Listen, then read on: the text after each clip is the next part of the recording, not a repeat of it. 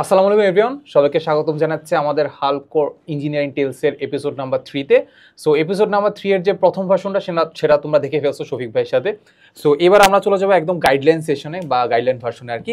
So Shafiq ভাইয়ের আসলে পরিচয় দেওয়ার তো তেমন কিছু নেই। শফিক ভাইতে চেনো যে আমাদের আসলে একটা হচ্ছে আমাদের সেই আমাদের ইঞ্জিনিয়ারিং সেগমেন্টের হচ্ছে ম্যাথ টিচার, প্লাস হচ্ছে ভাই কিন্তু অনেক দিন ধরে অফলাইনে পড়াচ্ছে, প্লাস হচ্ছে আমাদের বুয়েট 97 ব্যাচে। ঠিক আছে, ওকে।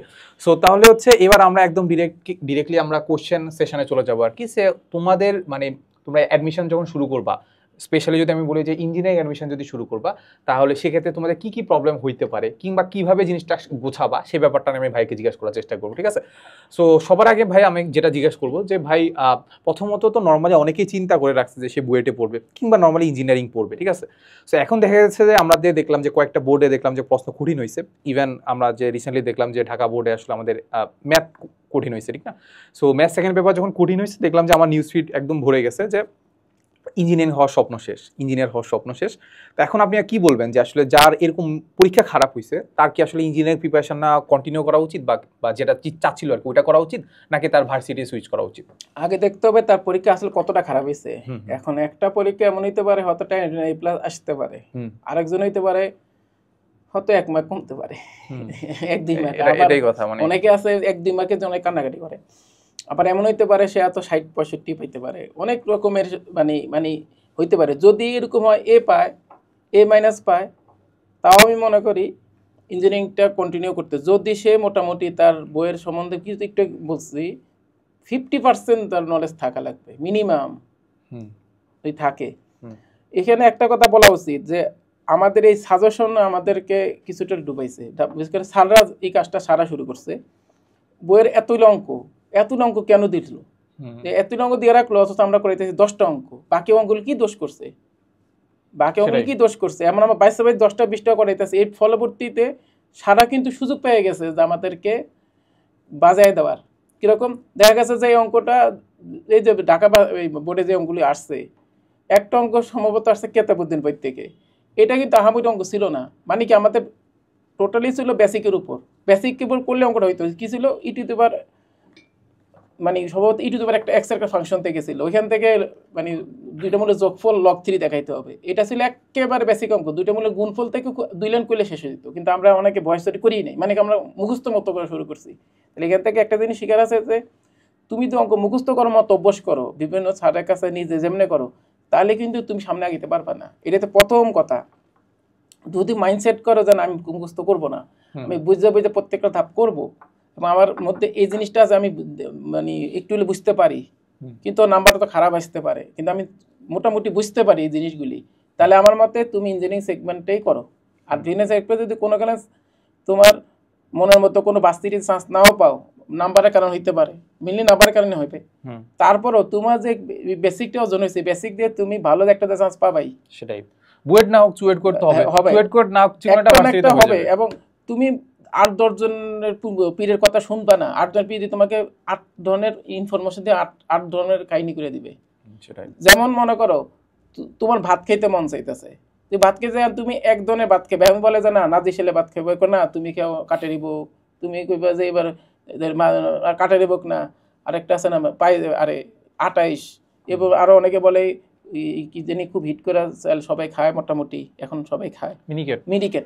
এরকম ভাবে বলবে। আর তুমি যদি এরকম করে 5 মিশিলি করে একবার এটা খাইলে একবার এটা খাইলে, তুমি টেস্ট পাবা না। সবগুলো আলাদা টেস্ট থাকতে পারে, কিন্তু এইভাবে যদি মিশিলি করে খাও একটু টেস্ট পাবা না, কারণ প্রত্যেক আলাদা একটা নিজস্ব চিন্তা ভাবনা থাকে। তুমি যে কোনো একজনকে মেইন ধরে তুমি ওইটা শেষ করো, তুমি ফাতার জন্য বুদ্ধি শুনো না। আবার দেখবা কার সাথে তোমার মানে মেজাজ মিলে, সবার মেজাজ মাঝে নাও মিলতে পারে। কেউ ধরো 2 ঘন্টা অনেক পড়ালেখা করে, আবার পড়ে না, আবার পরে অনেক কিছু করে। আবার কেউ আছে একটা না অনেক পড়তে পারে কিন্তু বেশি কভার করতে পারে না। এক একজন এক এক টেকনিক থাকে। তোমাকে বুঝতে হবে তুমি পারবা কিনা, তোমার দিয়ে সম্ভব কিনা। তুমি ভাঙবা না, মস্কাবা না। মস্কানোর দরকার নেই, ভাঙানোর দরকার নেই। তুমি তোমার জায়গায় ঠিক থাকবা, তুমি ঠিক মতো পড়ে যাবা। ধরো আমাদের এখানে যদি আসো, তাহলে এখানে আমাদের আনাস আছে মোটিভেশন, খুব ভালো মোটিভেশন দেয়, স্টুডেন্টের মাইন্ডসেটটা বুঝে। কারণ সে অনেক জায়গায় চান্স পাইছে, সে স্টুডেন্টের সমস্যাগুলি ভালো মতো বুঝে, সে কোচিং করার সময় সমস্যাগুলি ফেস করে আসছে। তুমি ওর কাছ থেকে কিন্তু এই মানে এই মোটিভেশন টাইপের যে সমস্যাগুলি সুন্দর মতো সমাধান পাবা।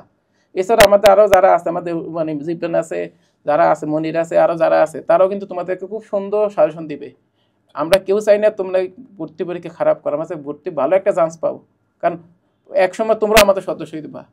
আমরা চাই আমাদের এই প্রতিষ্ঠানটা যারা চান্স পায় তারা যাতে আমাদের সদস্য, আমাদের মতনই দেশে জাতির কি করতে পারে, হেল্প করতে পারে, সেবা করতে পারে। সো এই হচ্ছে কথা, মানে ভাই যেটা বললো আর কি, আমি একটু যদি সামনে একটু টানি, যে তুমি ইঞ্জিনিয়ারিং প্রিপারেশন যদি তোমার মনে হয় যে না তুমি ইঞ্জিনিয়ারিং পড়বা, তাহলে তুমি ওই প্রিপারেশনটা মানে নেওয়া শুরু করে দাও, ঠিক না? শুরু করে দাও, বাকি যেটা দেখবা যে তোমার রেজাল্ট খারাপ হয়েছে কি হয়েছে না এটা পরে দেখা যাবে। যদি খারাপ হয়, যদি দেখা যায় খুব বেশি খারাপ হয়ে গেছে, তোমার আসলে বুয়েটের রিকোয়ারমেন্টস তুমি কমপ্লিট করতে পারবা না, বুয়েটে পরীক্ষা দিতে পারবা না, বুয়েট দিয়ে দিলাম কুয়েটে পরীক্ষা দিতে পারবা না, তখন দেখা যায় যে তুমি ভার্সিটি সুইচ করতে পারবা, ঠিক আছে? বাট এই যে ইঞ্জিনিয়ারিং প্রিপারেশনের মাধ্যমে যে তোমার যে বেসিকটা ক্লিয়ার হচ্ছে না, এটা তোমার খুবই কাজে দিবে। আর যদি দেখো যে না এইচএসসি রেজাল্ট খুব একটা খারাপ হয়নি, তাহলে তো আলহামদুলিল্লাহ, তাহলে বুয়েটে পরীক্ষা দিচ্ছ, সব জায়গায় বই দিতে পারতেছো আর কি। এখানে একটা কথা বলি যে ভার্সিটির ব্যাপার পড়ানো কিন্তু একটু বেসিক থেকে শর্টকাটের দিকে থাকে। এখন শর্টকাট জিনিসটা কিন্তু সাময়িকভাবে ভালো হইলে কিন্তু লং টার্ম অনুযায়ী এটা কিন্তু খুব ভালো কার্যকর না। সেটাই। সো এখন ভাই আমি যদি একটু সিম্পলি যদি বলি যে ইঞ্জিনিয়ারিং এর ক্ষেত্রে মেইনলি যে মানুষজন একটা টেন্ডেন্সি থাকে যে ঢাকায় এসে কোচিং করব, ঠিক আছে? সো ঢাকায় এসে কোচিং করাটাকে আপনি কিভাবে দেখেন? প্লাস হচ্ছে যদি বলি যে মানে অফলাইন পড়া উচিত নাকি অনলাইন পড়া উচিত? যদি অফলাইন পড়ে তাহলে কি ঢাকায় আসবে কিনা? এখন স্টুডেন্ট তো খুবই ভালো স্বাবলম্বী হয়, এলিট ফ্যামিলির ছেলে হয়, তখন এবং তাকে ঢাকাতে খুব সুন্দর একটা যদি থাকার সুবিধা থাকে এবং যে এনভায়রনমেন্টে থাকবে সেই এনভায়রনমেন্টের সাথে কোচিং সেন্টারটা যাতে তার সঙ্গে কাছে হয় এবং কোচিং সেন্টারের যেখানে যে সার্ভিসটা সেটাও খুব সে ভালো পাইতেছে, তাহলে সে অফলাইনে আসতে পারে ঢাকাতে। আর একটা কথা হলো, যদি এই সুবিধাটা না আসে, এখন অধিকাংশ এই সুবিধাটা আসে না, তারা কিন্তু আসলে কষ্ট করে বিভিন্ন হোস্টেলে থাকে, হোস্টেলে থেকে পড়ালেখা করে। এর হোস্টেলে দেখা যায় দুই ধরনের সমস্যা, এক হচ্ছে থাকার একটা সমস্যা, গাদাগাদি থাকে বা থাকার একটা খরচ হয়, এবার খাওয়ার মানগুলো অনেক ভালো হয় না, ওটার জন্য অনেকে ফুড পয়জন, বিভিন্ন অসুস্থতা ভোগে। আর এগুলির কারণে কিন্তু সে এই চাপের পড়ার কারণে সে কিন্তু ঠিক মতন মানে পড়ার প্রতি যে সময় দেওয়া, যে উদ্দেশ্যে পড়ালেখা সেটা হয় না। এবং দেখা যায় সে ছাত্র হয়তো ভালোই ছিল, কিন্তু এই ফুড পয়জন বা সমস্যার কারণে সে কিন্তু ঠিক মতন মানে মনের মতো যে সাবজেক্ট পাওয়ার কথা, মনে পড়ার কথা, সেই থেকে বঞ্চিত হয়। দুই, সে আসলো ঢাকাতে, কিন্তু জায়গায় ভর্তি হলো, ওইখান থেকে সে যেরকম আশা করতেছে অফলাইনে ক্লাস, সেটা ভালো পাইলো না, তাহলে তো আশাটা তার জন্য কি লাভেতে লসটা বেশি হইলো। এখন তাকে এনশিওর করতে হবে, জানতে হবে যে জায়গায় সে যাইতেছে এখানে ক্লাসের মান কেমন। কারণ অফলাইনে ক্লাসের সুবিধা একটাই, যেটা সরাসরি বলবো, সরাসরি টিচারের সাথে আই কন্টাক্ট, সরাসরি জিজ্ঞেস করতে পারে। অনেকগুলি টিচার পাওয়া যায়, কিন্তু নেগেটিভ সাইডেও অনেকগুলি টিচার, কারণ সব টিচার ভালো পড়ায় না। এক টিচার ভালো পড়ালে আরেক টিচার খারাপ পড়ায়, এর মধ্যে দেখা যায় 3টা টিচার ভালো পড়ছে, বাকি 7টা টিচার খারাপ পড়ছে। তখন এখান থেকে এই একটা সমস্যা। আরেকটা হচ্ছে ক্লাসের সংখ্যা। যেমন অফলাইনে একটা টিচার মানে কোচিং সেন্টার চাইলে কিন্তু যদি ম্যাথে 12টা চ্যাপ্টার হয়, সে সর্বোচ্চ 16টা বেশি ক্লাস দিতে পারে না, যার কারণে ক্লাস থাকে লিমিটেড। দেখা যায় কি এমন হয়, একটা ক্লাস এক চ্যাপ্টার শেষ করতে হয়, এটা তো তার অনেক সমস্যা থেকে যায়। এবং সে টিচারও পারে না পুরোপুরি স্টুডেন্টের মনের চাহিদা মিটাইয়া সব করাইতে, টাইম লিমিটেশন থাকে। কিছু ছেলেদের খুব ভালো, ওদের দরকার না, ওদের জাস্ট টাচ করে গেলেও নিজের গাইডলাইনে পড়ে সে কভার করে নেয়, সেটা অন্য আলাদা। কিছু ছেলে আছে আসলেই সে অন্য থেকে হেল্প নেওয়ার থেকে নিজে করতে বেশি পছন্দ করে, তার হয়তো সুবিধা হইতে পারে। কিন্তু ওভারঅল যদি আমাদের দেশে এখন অধিকাংশ হয়েছে ফার্মের মুরগি টাইপের হয়ে গেছে, মানে দেশি মোরগ ছিল এক সময়, যারা দেশি মোরগ টাইপের তাদের কথা আলাদা, তারা হচ্ছে নিজেরটা নিজে করেছে। আমরা হচ্ছে ফার্মের মুরগি। ফার্মের মুরগির বৈশিষ্ট্য কি, ওরা কিন্তু যে কোনো আবহাওয়া খাপ পাইতে পারে না, ওই সামান্য একটু বৃষ্টি হলে কুক করে মারা যায়। আর দেশি মোরগের কাজ হলো, ওরা কিন্তু বৃষ্টির পরে কিন্তু কুকুর কিন্তু 2 মিনিট ডাকার পরে কিন্তু ঝাড়া দিয়ে ভালো হয়ে যায়, এভাবে একটা ঝাড়া দেয় আবার ভালো হয়ে যায়। এখন আমি এই জন্য বলছি, যদি ভর্তি কোচিং, যেহেতু আমরা অধিকাংশ ফার্মের মুরগি হয়ে গেছি বাপ মার কারণে, সিস্টেমের কারণে, সমাজের কারণে, মানে এখন অনেক জায়গা থেকে বেবি বাবু বিভিন্ন শব্দ আসে, বাবা মার কাছ থেকে, অনেকের কাছ থেকে আসে। এখন এই আসার কারণে আমরা আসলে ফার্মের মুরগি হয়ে গেছি, আর এটা হওয়ার কারণে আমরা অধিকাংশ পরিমাণ কুক হয়ে যাই এবং আমরা নিজে একটুতে আমরা ভেঙে পড়ি। এই জন্য আমাদের উচিত না আসলে বাপ মার থেকে দূরে থেকে একটু দূরে যাওয়া। আমাদের মতে কি, যদি এরকম ঢাকার অনেক দূরে থাকে, যেমন মনে গেল পঞ্চগড় বা এমন দূরে যে জায়গায় হয়তো ওরকম ভালো ফ্যাসিলিটি নাই, তার ওরকম ঢাকাতে ওরকম ভালো কেউ নাই, হোস্টেলে উঠতে হবে, জানাশোনা কেউ নাই, বড় ভাই নাই, তার উচিত কি ওইখানেই কোচিং করা। এবং সেই ক্ষেত্রে যদি কোচিং না থাকে, অফলাইনের থেকে অনলাইনে বেস্ট হবে। আর সবচেয়ে বড় কথা চিন্তা করো, অনলাইনে যে কোনো কোচিং সেন্টারে দাও, অফলাইন কোচিং করো বা এক্সাম দাও, যাই দাও, তোমার কিন্তু অনেক টাকা লাগে, 20 থেকে 25, 30, 40, 30,000 নেয়। নাম করা কিছু আছে, ওরা 30-এর নিচে আসলে যায় না, মাঝে মাঝে 2,000, 3,000 অফার দেয় যদিও, ওইটা আসলে কিছু না। 30,000 থেকে 2,000 টাকা কনসিডার করলেও তো কম না, অনেক টাকা। প্লাস হচ্ছে আবার সে যদি ঢাকায় আসে ঢাকাতে মনে করো 6 মাসের জন্য থাকার খরচ খরচ আছে মিনিমাম, ধরো প্রত্যেকটার জন্য 5-6 হাজার তো মিনিমাম। তারপর খাওয়ার খরচ আছে, তুমি দেখবা তোমার পিছনেই তোমার বাপ মা 1 লাখ থেকে 1.5 লাখ টাকা, 1 লাখ টাকা মিনিমাম যাবেই। তুমি যদি অনলাইনে করো, চিন্তা করো, অনলাইনে তুমি একটা কোচিং করার পরেও যে টাকা তোমার সেভ হবে, ওই টাকা দিয়ে তুমি কয়েকশো ডিম কিনতে পারবা, 100 কেজির উপরে তুমি একটা দুধ কিনতে পারবা, অনেকগুলো কলা কিনতে পারবা। একটা ছেলে ভালো ব্রেনের জন্য মধু কিনতে পারবা, কালিজিরা কিনতে পারবা। একটা ছেলে ভালো করে করার জন্য এই 5টা খুব উপকারী। তুমি বেশি করে পড়বা আর এগুলি বেশি করে খাবা, তাহলে তোমার মধ্যে স্মরণ শক্তিটা আরো বাড়বে। এটা আমি মিশাতে বলি নাই। দুধ, ডিম, কলা, মধু এবং কালোজিরা যদি নিয়মিত খাও, মাথার ভিতরে স্মরণ শক্তি অনেক বেড়ে যায় এবং মাথার ভিতরে দুর্বল যে টিস্যু থাকে, যেগুলি তোমার স্মরণ শক্তিকে কমাই দেয়, এগুলির বিরুদ্ধে ওরা কি করে, যুদ্ধ করে ওটা ব্যালেন্স করার চেষ্টা করে। এই যে আমি ফান করে বলি, যাই বলি, এইটা হচ্ছে বাস্তবতা। আর দুই দিন মনে করো যে না না পাশে লোক মানে উপরে কত সুখ, ওরা দেখাইছে, তুমি দেখে আসতে পারো, টাইমটা নষ্ট। কারণ চিন্তা করো, ঢাকা শহর অবস্থা এখন ওভাবে ভালো নাই। একটা জায়গা ধরো তুমি মিরপুরে কোচিং, তোর খরচ কম, ওইখানে তুমি বাসা নিলা, ফার্মের কোচিং করলা, তুমি যাইতে আসতে তোমার দেখা যাবে যে 1 ঘন্টা 1 ঘন্টা 2 ঘন্টা বা 2.5 ঘন্টা চলে গেছে। তোমার এই গুরুত্বপূর্ণ সময় 2.5-3 ঘন্টা যাও, তোমার জন্য কত লস। এই লস পড়ার পরে তুমি এটার পরে মাথা গরম থাকবে, যখন কোচিং করবে তখন কিছু রোদ থাকবে বা আবহাওয়াটা জানি অনুকূল থাকবে না, তখন তোমার কেমন লাগবে। ক্লাস করে আসবে মাথা গরম, এরপরে মাথা যাবা, রেস্ট নিবা, হোস্টেলে ভাত খাইবা, কত সময়, সব কিছু মিলে তুমি মনের মতো পড়তে পারবা না।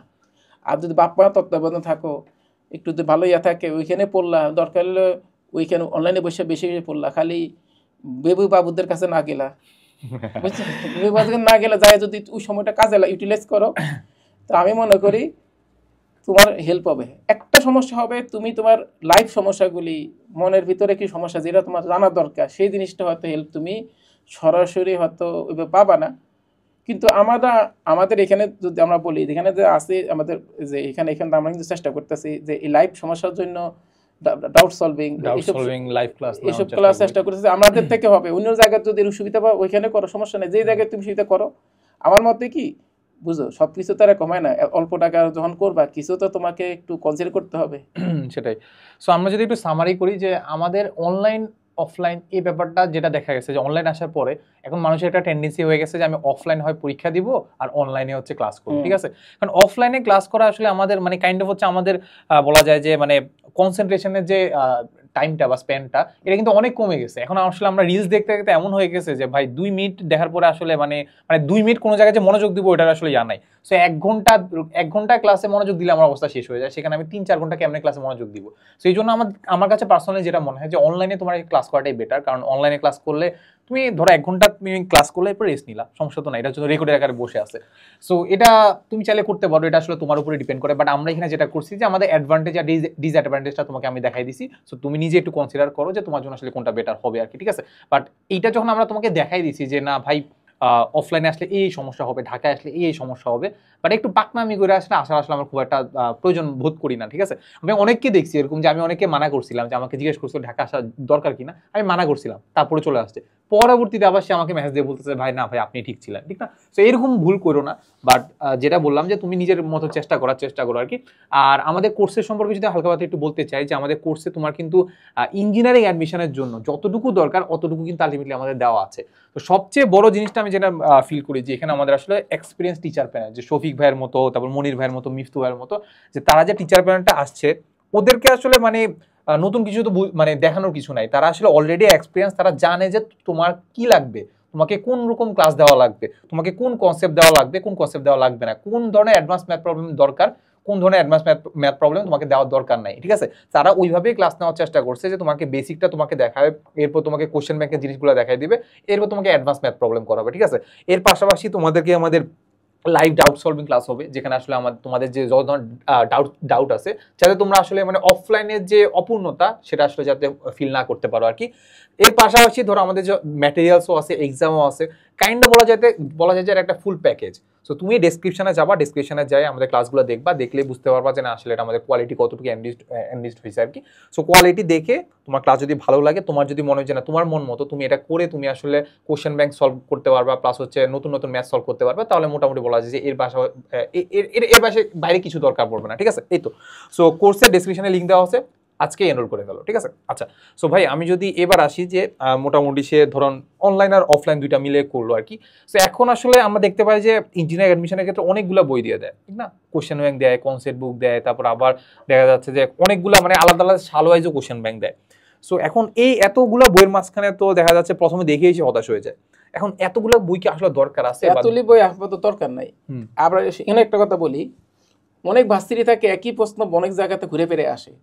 এখন আমার কথা হলো একই প্রশ্ন তুমি 100টা করার তো কোনো দরকার নেই। যেমন একটা এক্সাম্পল আমি বলি, অনেক জায়গায় দেখা গেছে এরকম অঙ্ক, একটা সিম্পল অঙ্ক বলি, মুখে বলি, যদি ল্যাপে বুঝে নিতে পারো।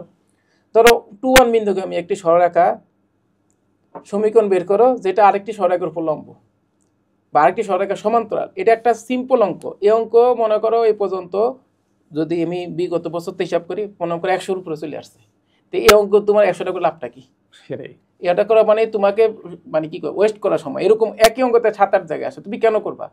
তুমি বরং এটা করতে পারো, টাইপ অনুযায়ী করো। এই টাইপ অনুযায়ী তুমি সাল দেখার দরকার নাই, বা টাইপ মানে বোর্ডও দেখার দরকার, মানে কোন ইয়াতে আসছে, মানে কোন ঢাকা বোর্ডে আসছে নাকি বোর্ডে আসছে, যদি এটা এসএসসি পরীক্ষা, কোন ইউনিভার্সিটি ভর্তি পরীক্ষা, সেটা দেওয়ার দরকার নাই। তোমার দরকার এই টাইপের অঙ্কটা তুমি পারো কিনা সেটাই। এটা যদি বোর্ডে আসে বা কোনো মানে এডমিশন টেস্টে আসে, তা আসলো, তোমার দরকার টাইপ অনুযায়ী শেষ করা। আমরা যে ভুলটা করি যে বুয়েটের মনে হচ্ছে এত বছর প্রশ্ন করলে অনেক কমন পড়ে। আরে কমন পড়ে লাভটা কি? কমন তো পুরোপুরি কমে না, প্যাটার্ন কমন পড়ে, মানে টাইপ কমন পড়ে। তাহলে আমার প্রশ্ন হলো, তুমি যদি এখান থেকে 20% 15%ও কমন পাও, তোমার বইটা ঠিক মতো করা না থাকে, তুমি কিভাবে ভালো যায় চান্স পাবা? তুমি যে কোনো জায়গায় থাকো, তোমার উচিত হইলো অপটিমাইজ করা। যতগুলি বই দেয় বিভিন্ন জায়গাতে 30টা 40টাও দেখো, 100টা বই হয়ে দিয়ে দিচ্ছে, এমন যুগ আসবে তখন দেখা যাবে কি তোমার এই বই কেনার জন্য তখন তো রিক্সা ইউজ করো, তখন হয়তো পিক আপ ভ্যান ইউজ করা লাগবে নেওয়ার জন্য। এখন এটা ফান না, বাস্তবিকই হবে, সেটাই গাছাতে আগাছা বেশি হয়ে যাবো। এখন ফলাফল হয়েছে এটা না, তুমি বুয়েটের বিগত বছর প্রশ্ন, রুয়েট কুয়েটের বিগত প্রশ্ন, সব বিগত প্রশ্ন তুমি করো, পড়ার টাইমটা কই? তুমি যদি এরকম করতে পারো, ধরো একটা টাইপ করতেছো, ওই টাইপের আন্ডারে তুমি যেটা এই টাইপ অঙ্কটা করছো, দেখিছে এই টাইপের আন্ডারে রুয়েট কুয়েটে কি আসছে, যদি দেখো যে ওই এটা আসছে, তাহলে তোমার মনে কঠিন পারা এই অঙ্কটা যখন পারি, তাহলে রুয়েট আসলে যদি আসছে তাহলে মনে অঙ্কটা পারবো। এটা কেন করে? বুস্ট আপ করার জন্য, কনফিডেন্সটাকে বাড়ানোর জন্য। এখন তুমি এটা করবা ক্যাপসুলের মতন। ক্যাপসুল কি আসলে? দুর্বল জীবনের সাথে ফাইট করে সবল জীবন সাহায্য করে, সবল শরীরের সাথে উনি সাহায্য করে, যাতে পরবর্তীতে সবলটার সাথে সেটা উনি কি করে ফাইট করে জিততে পারে। এইটাও তাই, তুমি কঠিন অঙ্ক করার আগে এসব অঙ্ক করলে কনফিডেন্স বাড়ে। তুমি যেটা করবা, বিগত বছরে প্রশ্ন করবা, তখনই যদি তোমার মনে করো যে কনফিডেন্স থাকে যে তোমার সব টাইপ কাভার হয়েছে, ঠিক আছে? আর সব টাইপ তুমি হয়তো না কাভার করতে নাও পারো, কিন্তু মোটামুটি তো একটা নির্দিষ্ট লেভেল পর্যন্ত করতে পারো, সেটা তুমি টার্গেট করবা। কারণ পরীক্ষা এখন যদি তুমি কথার কথা এবার এসএসসি পরীক্ষার মতো হঠাৎ করে বইটা প্রশ্ন কঠিন করলো, তুমি কি জবাব তখন তুমি মানে বলবা এত কমন পড়ে নাই, আমার কি করা ছিল, এটা বললে কি তোমার কি এটা মাপ হয়ে যাবে? হবে না। তুমি তোমার সাইড থেকে একেবারে কি থাকবা, মানে মানে কি বলে, মানে সেটআপ থাকবা, আমি যাতে পারি, মানে যেমন একটা ফুটবলার যখন ফুটবল খেলে, ক্রিকেটে খেলে, সে কি আগের থেকে মাইন্ডসেট থাকে আমার সেট আপ হইতে হবে। কোনো ভালো দলের সাথে খারাপ দলের সাথে কোনো কথা না, তোমাকে সেট আপ করে রাখতে হবে, যত কঠিন প্রশ্ন আমার পারতে হবে যতটা আমি পারি। সেক্ষেত্রে ওই বিগত বছরের প্রশ্ন দেখে তুমি একটা আইডিয়া পাবা, কিন্তু এটা তো নিশ্চিত না যে এখান থেকে কম পড়ে যাবে, তা না। তোমাকে যেটা করতে হবে, মেইন বইটা, আমি বারবার বলি মেইন বইটা অবশ্যই করবা, এটাই তোমার জন্য ফরজ। আচ্ছা ভাই, ম্যাথের ক্ষেত্রে তো আমি দেখতে পাই যে মেইন বই পড়লে মোটামুটি হয়ে যায়, ঠিক না? মানে মেইন বই পড়বে আর হচ্ছে কোশ্চেন ব্যাংক করবে, আর হচ্ছে যদি এক্সপেরিয়েন্স টিচার যারা আছে তারকে দেখাই দিবে যে এই জিনিসগুলো এক্সট্রা লাগবে। কিছু যদি থাকে মানে কোশ্চেন ব্যাংক, আবার কিছু গাইড বই থাকে, যেমন কিছু গাইড বই হয়, মানে যেমন রিটেনের কিছু গাইড বই, এমসিকিউ কিছু গাইড বই, মানে অনেকটা সাজেশন টাইপের থাকে, ওগুলি দেখতে পারো প্র্যাকটিসের জন্য। ওই কমন পড়বে মন না, যেমন সাজেশন টাইপের দিয়ে দিলে এই জিনিস কমন পড়তে পারে, আর ভাই কমন পড়তে পারে সে তো আর নিশ্চিত করতে পারে না। সেটা তাহলে তো কমন করে আলহামদুলিল্লাহ। ইঞ্জিনিয়ারিং সাজেশন কি? সাজেশন এইটা দিল, সেই সাজেশনে তুমি শেষ করবা, কিন্তু সব কিন্তু তুমি কমন এটাতে কমন পড়ে যায় এমন না। তুমি একটা বুস্টাপের মতন, এই অনেকটা হয়েছে কি ক্যাপসুলের মতন। সেটাই। আর সবচেয়ে বড় কঠিন জিনিস কোনটা করবা, আমি আবার বলি, যেটা তোমার সিলেবাসের মধ্যে অবশ্যই আছে, সেই সিলেবাসের মধ্যে যত পেঁচাই দেখ দায়ী করো, সেটা তো আইআইটি কেন, এমআইটি থেকেও যদি হয়, হার্ভার্ড থেকেও হয়, বড় মনে করো অক্সফোর্ড ক্যামব্রিজের ভর্তি পরীক্ষা থেকেও হয়, তাও তুমি দেখতে তো সমস্যা নাই, যদি তুমি তোমার যদি নেওয়ার মতন কি থাকে, ইয়া থাকে, এনার্জি থাকে, এমন মতো ওরকম মাইন্ডসেট থাকে। এবং সেই কতটা তুমি দুর্বল, কতটা তুমি সবল, এর ধার দরকার নাই। আর যদি দেখো যে আমি নিতে গেলে আমি আমার সিলেবাস শেষ করতে পারবো না, আমার প্রতি এই কনফিডেন্স নাই, তাহলে দেখো না আমরা যে ক্লাসটা নিতেছি এখানে কিন্তু পুরো প্যাকেজ আছে, একটা প্যাকেজের ভিতরে যা থাকে সব আছে। মানে একটা খারাপ ছেলে থেকে শুরু, খারাপ বলেছে না কাউকে, আল্লাহ তাআলা সবার ব্রেন দিছে, আর একটা দুর্বল স্টুডেন্ট থেকে শুরু করে একটা খুব ভালো যে বইটা প্রথম হইতে পারে, সবার জন্য যাতে কাভার হয় এভাবে করা হয়েছে। এখানে অর্থে না যে তোমার তোমার বুফে খাবারের মতন সব তোমার খাওয়া দরকার নাই, তোমার যেটা টেস্ট লাগে সেটা খাবা। অনেকের আলু ভর্তাটা হেভি টেস্ট লাগে, সে বেশি করে খাক, সমস্যা নাই। অনেকে বলে যে না আমি বিপি স্টেক খাবো, এটা টেস্ট অন্যরকম, খাও তোমার সমস্যা নেই। অনেকে আমি কাচ্চি বিরিয়ানি খাবো, সমস্যা নাই। মানে ফলা কাটার কাচ্চি বিরিয়ানির মতো কিরকম, এটা প্রতিদিন খাইতে ভালো লাগে না, কিন্তু পুরান ঢাকার লোকেরা যারা তারা প্রতিদিন কাচ্চি বিরিয়ানি খায়, তো অভ্যাস হয়ে গেছে। এরকমও ফলা লাগা কিছু কিছু কাচ্চি বিরিয়ানি মাত্র লোক থাকে, তারা প্রতিদিন পরে না পড়লেও অশান্তি লাগে, কিন্তু এই অর্থে না যে সবার এরকম করতে হবে। হ্যাঁ আচ্ছা ভাই, এখন জাস্ট ওই যে মেইন বইয়ের ক্ষেত্রে আমি যেটা জানতে চাবো, যে ধরেন ম্যাথের ক্ষেত্রে যে কিতাব একটা হাইপ চলে আসছে, যে কিতাব না পড়লে আসলে বইটা মানে চান্স পাওয়া যায় না। কিতাবউদ্দিনের বইয়ের সুবিধা অসুবিধা বলি, হাইপটা হলো এরকম, প্রথমে দিয়ে কিতাবের বইটা ছিল তুমান স্যারের বই থেকে পুরো কপি করা ছিল, আস্তে আস্তে উনি ডেভেলপ করতে যায়, উনি ইন্ডিয়ান বই থেকে বিভিন্ন জায়গাতে উনি কালেক্ট করা শুরু করলো। আর কালেক্ট করতে যায় যেটা করলো, কালেক্টটা হয়েছে ঠিক আছে, গুছানো হয় নাই, হয়ে গেছে কিরকম পাহাড়ের মতন, হঠাৎ কোথা উন্নত কোথা অবনত, একটা মানে বন্ধুর মতন হয়ে গেছে কিরকম, করতেছে সোজা জগাড়াতে কঠিন একটা অঙ্ক, আবার করতেছে একটা মিডিয়াম অঙ্ক, আবার সোজা জগাড়াতে কঠিন অঙ্ক, মানে কেমন জানি মানে গুছানো না। বইটা আমি খারাপ বলবো না, কিন্তু এই সমস্যাটা তোমাকে ফেস করতে হয়। ভালো ছাত্র যারা সারাগুলি খেয়াল করে না, কিন্তু যারা একটু দুর্বল তাদের জন্য এটা সমস্যা হয়ে যায়।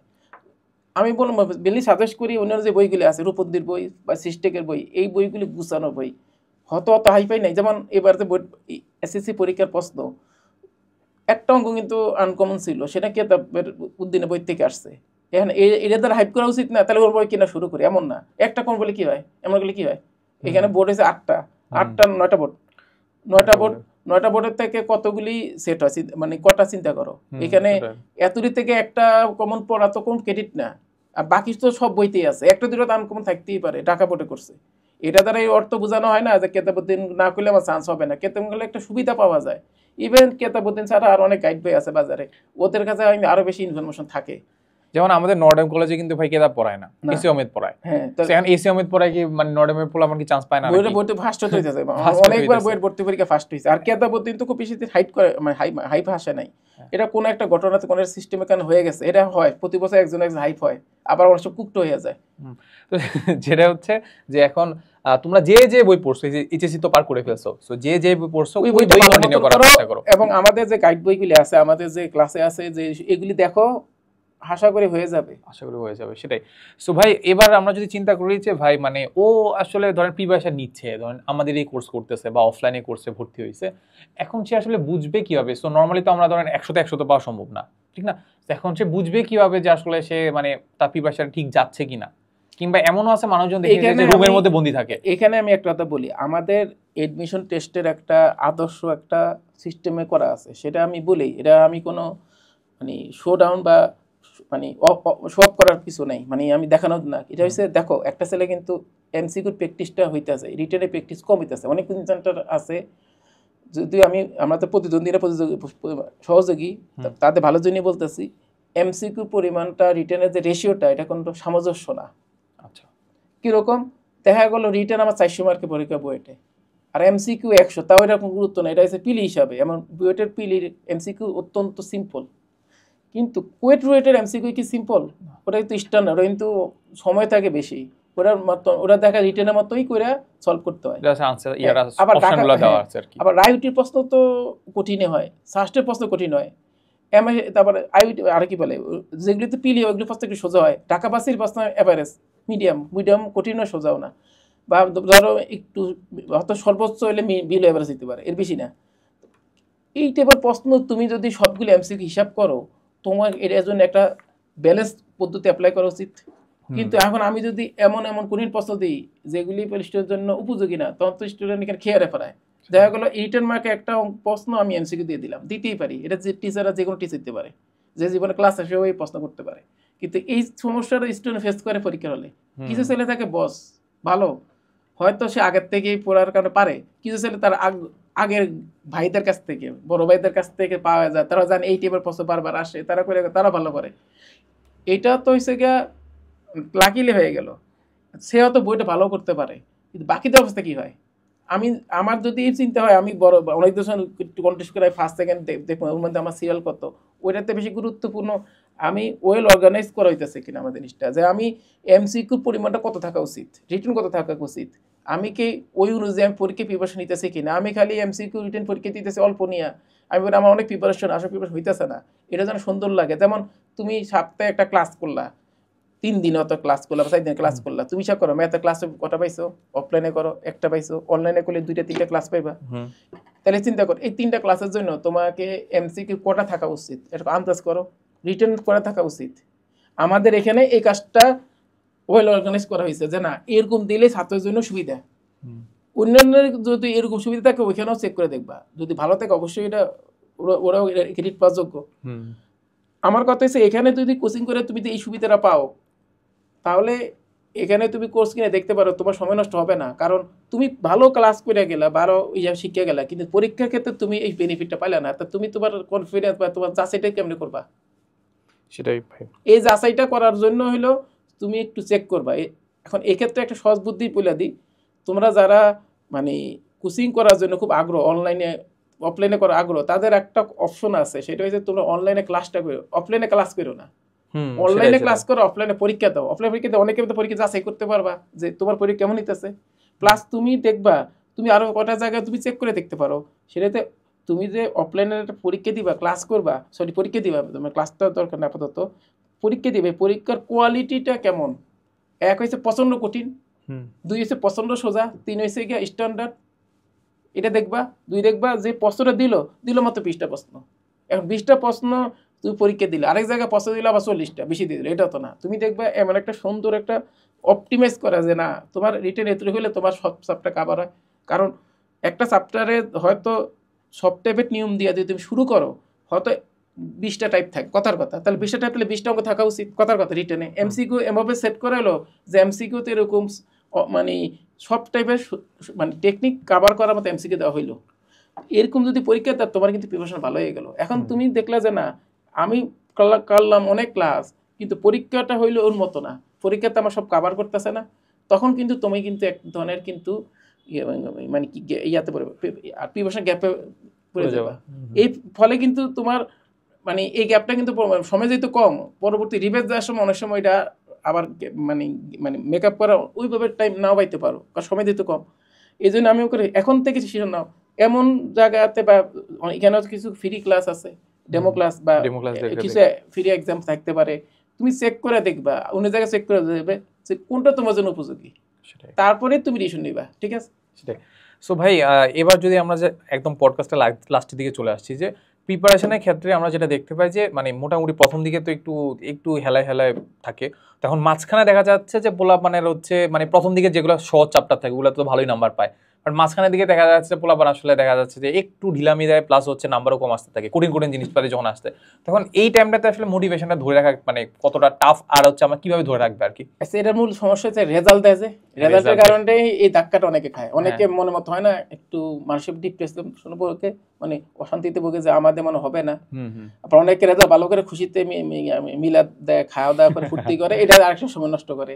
আমি মনে করি এই ইন্টার রেজাল্টটাকে খুব গুরুত্ব দেওয়ার কিছু নেই, এটা জাস্ট ভর্তি পরীক্ষার জন্যই লাগবে, তুমি এটার অত গুরুত্ব দেওয়ার দরকার নাই। যা আবার হইব ও একদিন রেজাল্ট ভালো হইলে একটু হাসবা, রেজাল্ট খারাপ একটু কানবা, কিন্তু কানতে আবার ওই আর কি মহরমের মতন অবস্থা, মহরম 10 তারিখ অবস্থা করার দরকার নেই, আস্তে আস্তে একেবারে মানে নিজের একেবারে জোগাড় বানানোর দরকার নেই। আমরা মনে করি যে তুমি তোমার অবশ্যই একজন সামর্থ্যবান, তোমার আল্লাহর শক্তি দিছে, কোয়ালিটি দিছে, কোয়ান্টিটি দিছে, তুমি যতটুকু রেজাল্ট ভালো হইলে খুশি হওয়া দরকার অতটুকু হইলা, রেজাল্ট খারাপ হলে যতটুকু কষ্ট পাওয়ার অতটুকু হইলা মিনিমাম, যে না হইলে না। এরপরে তুমি পুরো উদ্যমে কাজ শুরু করো। প্রথম থেকে শেষ পর্যন্ত তোমাকে হাল ছাড়তে পারবে না।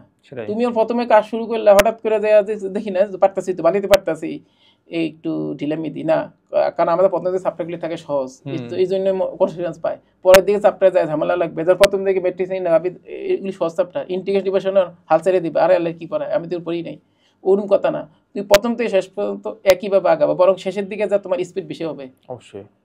সো এটাই হচ্ছে কথা, যে আমরা প্রথম দিকে বললাম না একদম সিরিয়াসনেস থাকে একদম উপরের দিকে, পরে আস্তে আস্তে মাঝখানে ডাউন হতে থাকে। সো আমার কাছে মনে হয় যে এটা আসলে স্বাভাবিক, আসলে মানে সবারই এমন হয়। বাট পার্সোনালি আমি যেটা সাজেস্ট করতে পারি যে নর্মালি ধরো যখন দেখবা যে তোমার আসলে খুব একটা ভালো লাগতেছে না, মানে অবসাদ চলে আসে যেটাকে আমরা বলি, ফেটিক চলে আসছে, সো তখন একটু একটা ব্রেক নিতে পারো। যে আমরা 2-3 দিন একটা ব্রেক নিলাম, যে আমি একটু সব মানে ফ্যামিলি মেম্বারদের সাথে সময় কাটাইলাম, প্লাস হচ্ছে তোরা একটু বন্ধু বান্ধবের সাথে একটু মিশলাম আর কি, যে ওদের খোঁজ খবর নিলাম যে ওদের প্রিপারেশনটা কেমন চলতেছে, এটা নিতে পারি। প্লাস হচ্ছে আমাদের যে মানে 14 গোষ্ঠী যে আমাদের আছে, মানে ফুফা ফুফু, তারপরে হচ্ছে খালা খালু যারা আছে, তাদের বাড়িতে একটু ঘুরে আসতে পারি আর কি, মামাদের বাড়িতে ঘুরে আসতে পারি। সো ঘুরে এসে মোটামুটি বলা যায় একটা রিফ্রেশমেন্ট নিয়ে আবার একটা ফ্রেশ স্টার্ট করতে পারি, এটা আমরা একটা করতে পারি। আর বলবো যে সবচেয়ে বড় মোটিভেশন আসলে তোমার আব্বু আম্মুই। সো তোমার আব্বু আম্মুর দিকে তাকালে বা আব্বু আম্মুর সাথে কথা বললেই ব্যাপারটা বুঝতে পারো যে আসলে যে তোমার যে সাকসেসটা বা তোমার যে একটা ভালো একটা ভার্সিটিতে ডিজায়ার্ড স্থানে যে যাওয়াটা, এটা তোমার সাথে সীমাবদ্ধ না, কিন্তু তোমার আব্বু আম্মুর সাথেও সীমাবদ্ধ। সো মানে সবার সাথে সীমাবদ্ধ। দেখতে পাবা যে সবাই তোমাকে নিয়ে আসলে যখন কোনো এক জায়গায় চান্স পাবা, তখন সবাই তোমাকে নিয়ে কথা বলতেছে। সো তখন দেখবা যে ব্যাপারটা বোঝার চেষ্টা করবা যে না আসলে মানে এটা আসলে তোমার চেয়েও বেশি মানুষের কতটাই, মানে মানুষের জন্য কতটা ইম্পর্টেন্ট ছিল আর কি, ঠিক আছে।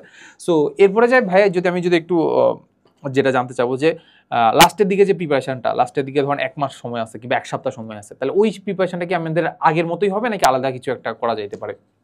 শেষের দিকে প্রিপারেশন হচ্ছে গুছানো, যে আমি যে চ্যাপ্টারগুলি খুব ভালো পারি ওই চ্যাপ্টারগুলি তো মোটামুটি দেখবো, যে চ্যাপ্টারগুলি সবচেয়ে কম পারি হয়তো ডেভেলপ করার সুযোগ আছে, এগুলি একটু দেখে যাব। আর সাধারণত বইটা কঠিন চ্যাপ্টারগুলিতে কিন্তু সুযোগ দেয় তুলনামূলক। সেটাই। আর কঠিন চ্যাপ্টারগুলিতে আর সোজা চ্যাপ্টারতে একটু ঘুরে দেওয়ার চেষ্টা করো। অতএব কোনো চ্যাপ্টার বাদ দিয়ে নিয়ত করবা না, সব চ্যাপ্টার করবা। আর কম বেশি তো হইতেই পারে, এটা টেনশনই কিছু নাই। এবং আমি আবারও বলতেছি, কখনোই তুমি তোমার স্পিড কমাবা না, সবসময় বরং একই স্পিডে ভালো। দেখা গেলে অনেকে আছে একদিন 100 রাকাত পরে, পরের দিন কোনো নফল নামাজ পড়ে না, আরেক দিন 30 রাকাত পরে, এটাও সৌন্দর্য না। সবসময় একটা নির্দিষ্ট মেনটেন করবা, 6 ঘন্টা 6 ঘন্টা পড়বা। কোনো মানে ব্রেক দিতে পারো, 2-3 দিন ব্রেক নিতে পারো। আরেকটা কথা বলি, গ্রুপ স্টাডি যদি তোমরা করতে চাও নিজের মধ্যে, এটাও কিন্তু আবার করে নিবা, হিসাব করে নিবা। ধরো তোমার লেভেলের কারা কারা আছে, ওই খাতা নাম্বার থেকে কিন্তু লেভেল বিচার করার না। অনেকের ব্রেন অনেক ভালো, কিন্তু লেভেল ওর লেভেল একরকম না। দুইজন নাম্বার সমান পাইলো, একজনের সাথে লেভেল একরকম, লেভেল আরেক রকম। লেভেল বুঝবা কেমনে? যখন দুইজনে 2-3 করে দেখবা, তখন বুঝবা যে লেভেল কিরকম।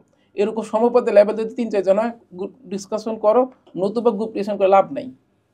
দেখা যাবে 10 টাকা করলে ও পারে যা, তুমি পারতেছো না, বা তুমি পারতেছো না, তো এদের মধ্যে কি একটা মানে হীনমনতা, একজন একটা গ্যাপ তৈরি হয়ে যায়, এটা পড়ালেখার ক্ষতি করে। অতএব গ্রুপ স্টাডি তো তাদের বানায় যারা একই কাছাকাছি লেভেলের, সেটা করবা, তবে হিসাব নিকাশ অনুযায়ী। আর শেষের দিকে যেটা অবশ্যই করবা সেটা হচ্ছে সবসময় কনফিডেন্স হারাবা না। কনফিডেন্স সবসময় কি রাখবা, চান্স থাকলে জীবনে কিচ্ছু হয় না, এই চিন্তা করবা। চান্স তো অনেকে মানে কি হয়েছে, সেটাই, সে লাইফ তো থেমে নাই, একজন তো হইবেই না কিছু। আমি যদি চান্স পাই আমার কি হবে? দিন শেষে তোমার চাকরি বা ব্যবসায়ী করা লাগবে, তাই না? দিন শেষে তোমার কিছু করেই লাগবে ঘুরে। তাহলে দেখো সবাই কি মানে পড়ালেখা করে বিশাল কিছু করে কি সবাই কি খুব ভালো আছে? তা তো না। তাহলে কি এটা নিয়ে আমি কেন এত মাতামাতি করব? আমি আমার সর্বোচ্চ চেষ্টা করব, আর আল্লাহ তাআলার বিনিময়ে প্রতিদান দিবে। আল্লাহ কাছে আল্লাহ আমার এর জন্য উত্তম প্রতিদান দেন। সেটাই, আমরা জাস্ট কষ্ট করে যাব, যদি হবে, যদি আমার লেখা থাকে, ভাগ্যে লেখা থাকে, অবশ্যই হবে। যদি না হয় তাও কিন্তু ভালো কিছু হবে, কারণ আমি যেহেতু কষ্ট করছি, এটা তো প্রতিদান দিবে আল্লাহ তাআলা। শিখলে আল্লাহ তাআলা এটার প্রতিদান দেয়। কারণ তুমি শিখছো, এটা তো ডিলিট করতে পারবে না। তোমার লেখা ভুল হইতে পারে, এখানে ডিলিট হইতে পারে, কাটা হইতে পারে, কিন্তু তোমার শেখা কে ডিলিট করবে? একমাত্র হয় আল্লাহ তাআলা, ছাড়া তো কেউ ডিলিট করতে পারবে না। তাহলে তুমি শিখতেছো, এটা কিন্তু সারা জীবন কাজে লাগবে। সেটাই। সো আমরা আজকে পডকাস্ট থেকে আসলে অনেক কিছু জানলাম। প্লাস হচ্ছে শফিক ভাইকে অনেক বেশি ধন্যবাদ যে ভাই তার ব্যস্ততার মাঝখানে আমাদেরকে একটু সময় দিয়েছে আর কি। সো আর আমাদের কোর্সের ব্যাপারে যেটা বললাম, যে ডেসক্রিপশনে লিঙ্ক দেওয়া আছে, তুমি চাইলে একটু দেখে আসতে পারো, ঠিক আছে? সো ভাই আজকের জন্য আমাদের এতটুকুই। সো দেখা হবে নেক্সট কোনো পডকাস্টে, আর ভাইকে তো তোমরা কোর্সে দেখতে পাবে, ঠিক আছে? সো দেখা হবে অন্য কোনো পডকাস্টে। টাটা, আসসালামু আলাইকুম।